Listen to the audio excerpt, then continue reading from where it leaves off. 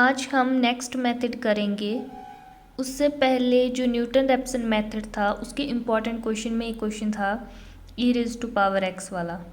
तो e raise to power x वाले जो क्वेश्चन है, जो सिंपल वाले हैं, वो नॉन साइंटिफिक कैलकुलेटर से होते हैं। पर सिंपल वाले क्वेश्चन में भी थोड़ा मतलब अजीब सा है, वो क्वेश्चन नहीं हो पाएगा नॉन साइंटिफिक कैलकुलेटर से। एक वैल्यू गलत आ रही है, कुछ सही आ रही है और 0.0 something e raise to power है, तो उसमें नॉन साइंटिफिक कैलकुलेटर से वो क्वेश्चन भी नहीं हो पाएंगे। और ये जो साइन एक्स और जो कॉस एक्स वाले क्वेश्चन है, ये भी नॉन साइंटिफिक कैलकुलेटर से नहीं होते, साइंटिफिक कैलकुलेटर से ही होते हैं। तो हमें ये जो क्वेश्चन है ये सारे स्किप करने पड़ेंगे। और जो लॉग वाला क्वेश्चन है वो भी हमें स्किप भी करने हैं, क्योंकि वो भी नॉन साइंटिफिक कैलकुलेटर से नहीं हो पाएंगे। तो ये क्वेश्चन पूछे भी नहीं जाते हैं पेपर में, और एक बार ही पूछा गया ये 2019 में, और बाकी नहीं पूछा गया। ये भी शायद ऐसे ही गलती से डाल दिया होना। तो ऐसे क्वेश्चन हमें जो है स्किप करने हैं। और अगर ये पेपर में भी आता है तब भी हम इस क्वेश्चन को नहीं कर पाएंगे, क्योंकि हमें जो है नॉन साइंटिफिक कैलकुलेटर ही अलाउड है, साइंटिफिक कैलकुलेटर अलाउड नहीं होता है। और ये जो क्वेश्चन है e raise to power x वाले सिंपल क्वेश्चन, वो भी नॉन साइंटिफिक कैलकुलेटर से आधे ही हो पाते हैं, फिर आधा आगे नहीं हो पाता है। तो ऐसे क्वेश्चन पे क्यों टाइम वेस्ट करना, हम और क्वेश्चन पे ध्यान देते हैं। तो हम अभी नेक्स्ट मेथड देखते हैं फिर। तो ये नेक्स्ट मेथड है इटरेशन मेथड और फिक्स्ड पॉइंट इटरेशन मेथड।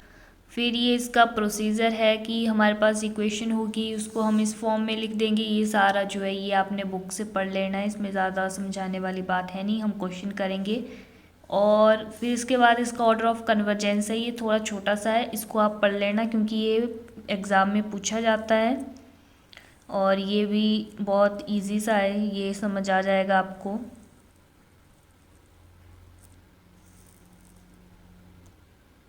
ये फिर इस तरह से है। ये जो मेथड है ये लीनियर ऑर्डर कन्वर्जेंट है। तो ये आपको समझ आ जाएगा जब आप क्वेश्चन करेंगे, तो ये बहुत इजी वाला मेथड है। तो ये हमारे पास क्वेश्चन है फर्स्ट कि use iteration method to find the root of the equation x cube plus x square minus 100 equal to 0 correct to 3 decimal places. तो हमने इक्वेशन लिख लेनी, फिर उसके बाद इसको एफ एक्स इक्वल टू में लिख लेना। फिर हमने f of zero, f of one, f of two, f of three, f of four, f of five. तो यहाँ पे नेगेटिव नेगेटिव चलता रहा, पॉजिटिव आ गया, एक पॉजिटिव और एक नेगेटिव। तो हमारे पास इंटरवल क्या आ गया, 4 और 5। ठीक है। और बुक में थोड़ा शॉर्ट जैसा दिया है, तो आपने इसी वे में लिखना है, बुक वाला शॉर्ट नहीं लिखना है, हमने थोड़ा एक्सप्लेन करना है अच्छी तरह से। फिर हमने ये इक्वेशन है इसको रिराइट किया इस तरह से।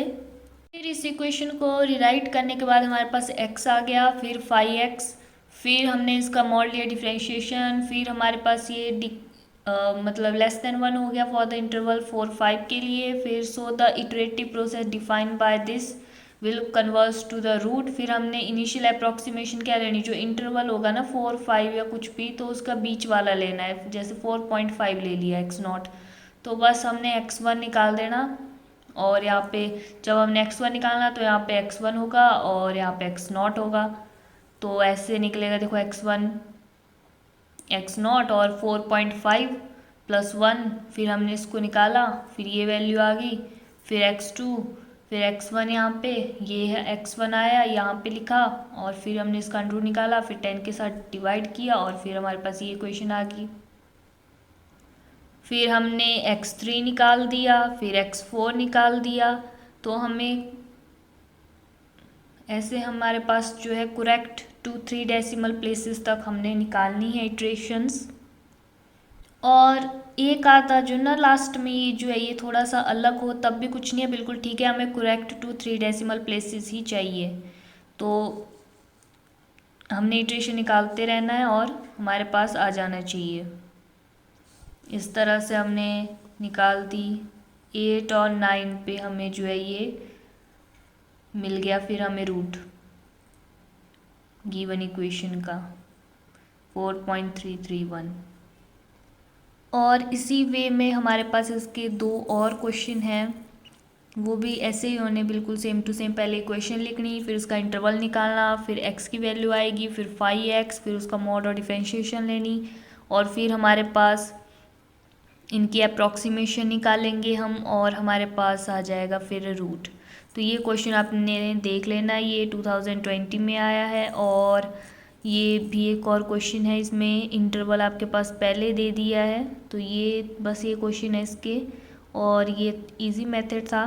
तो ये क्वेश्चन आपने कर लेने, और ये जो पेजेस हैं इनका डिस्क्रिप्शन में आपको पीडीएफ मिल जाएगा, और इनके आंसर भी उस पीडीएफ में होंगे, तो वहाँ से आप देख लेना। और ये जो बाइसेक्शन मेथड था, false position method, Newton Raphson method, fixed point iteration method हमने किए। तो ये जो मेथड है इनको डिफ़ाइन करने के लिए भी आते हैं ये पेपर में, कि डिफ़ाइन बाइसेक्शन मेथड, या कोई भी ये जो इनके एडवांटेजेस हैं, ऑर्डर ऑफ कन्वर्जेंस है, या तो फिर इनकी जो डेफिनेशन जैसी होती है उसको फिर इन द ब्लैंक्स में कर दिया होता है इन्होंने, या फार्मूला पूछा होता है, जनरल फार्मूला। तो ऐसे कंपलसरी सेक्शन में पूछा जाता है। और जो क्वेश्चन है ये आपको 6.5 7 मार्क्स का आता है। ये जो मेथड है इनके क्वेश्चन कोई भी आ सकता है पेपर में, तो अच्छे से आप इनको प्रैक्टिस कर लें, क्योंकि पेपर में आपको डिफरेंट वैल्यू भी दी जा सकती है, तो आपको पता होना चाहिए तरीका, और बस फिर आपने जो है इटरेशन निकालनी है। ठीक है, कभी भी मतलब पेपर में वहाँ पे क्वेश्चन होगा तो आपने वो पूरा कंप्लीट करना है, उसकी इटरेशन निकाल देनी है। टीचर आपको उसके भी नंबर देगा, ऐसा नहीं है कि उसके नंबर मतलब 0 इधर लगा देगा, आपको उसके नंबर ज़रूर मिलेंगे। आपने कोई भी क्वेश्चन जो है वो छोड़ना नहीं है। तो हम जस्ट एक बार देख लेते हैं इनको, कि बाइसेक्शन मेथड था जिसको हम बोल्ज़ैनो मेथड भी बोलते हैं। ये इस तरह से भी आ जाता है एग्ज़ाम में कि डिफाइन बोल्ज़ैनो मेथड।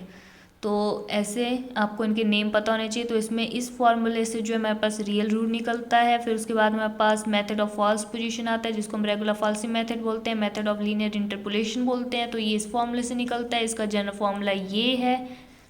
और सेकेंड मेथड के लिए भी जनरल फॉर्मूला ये जो होता है ये सेम ही होता है, ये वाला।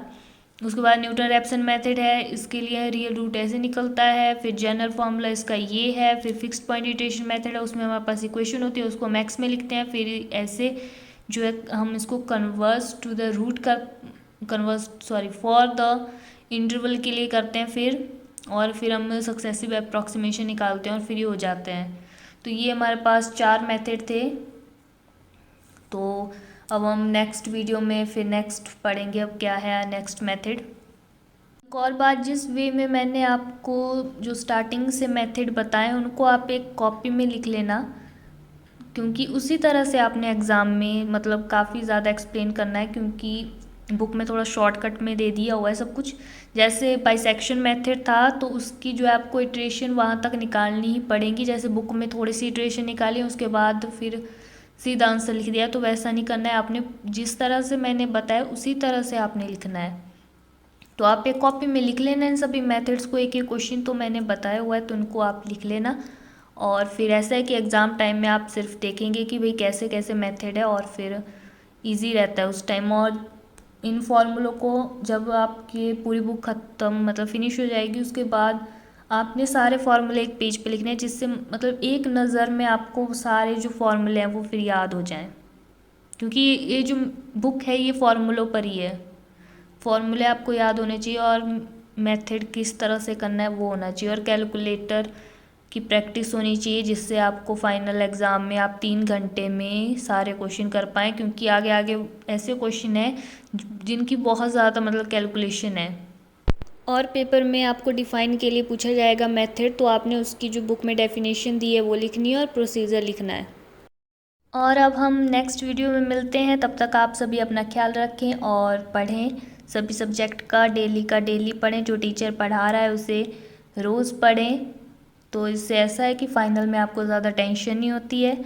और वीडियो अच्छी लगी हो तो लाइक करना और कमेंट भी कर देना, और जिन्होंने चैनल को सब्सक्राइब नहीं किया वो चैनल को सब्सक्राइब करें, क्योंकि इससे हौसला मिलता है कि भाई अच्छा लग रहा है, लोगों को मेरी वीडियो से समझ आ रहा है। और अपने फ्रेंड्स के साथ इसको वीडियो को शेयर करें, जिससे उनको भी थोड़ा इजी हो समझने में, पढ़ने में। So thank you.